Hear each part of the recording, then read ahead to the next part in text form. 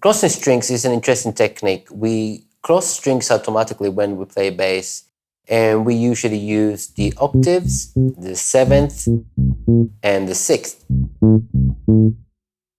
Something that I've noticed though, most people would practice crossing strings with songs, and most of the time they would just play one octave and they would use the index to play the low note and the middle to play the higher note. But the reality is, to really have control of the technique, you need to be able to play any combination of low and high notes at any time, and any rhythmic figure. There could be 16ths, triplets. So total control of the technique is very important, even if you're not going to use it all the time. It's not strange that sometimes I would alternate the fingers, or sometimes I would repeat the next note with the same finger.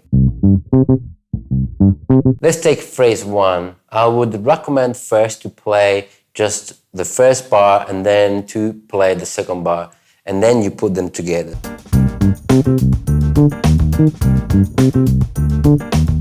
I'm just gonna try to play now the second part.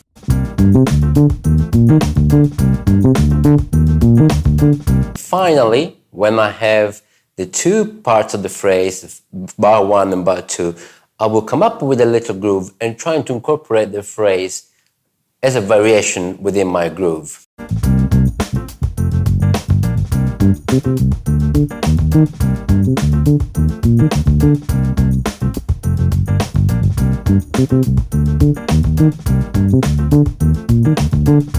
The exercises are really intense. They're all written in 16th.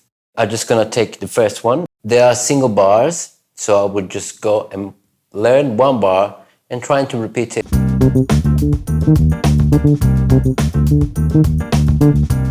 And of course, I will try with the little groove.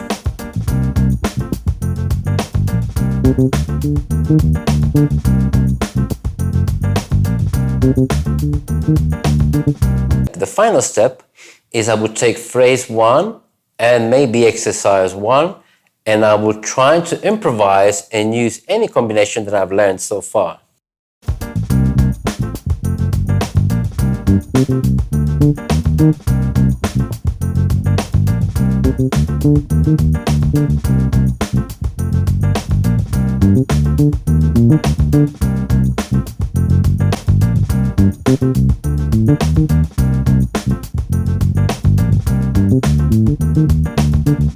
This type of practice is very efficient because after you learned phrase 1, and of course you've done the exercise, I'll start to improvise and I can mix any bits of the two phrases in the exercise at any time, and I'll start to have a little bit more fun, and I improvise using the technique.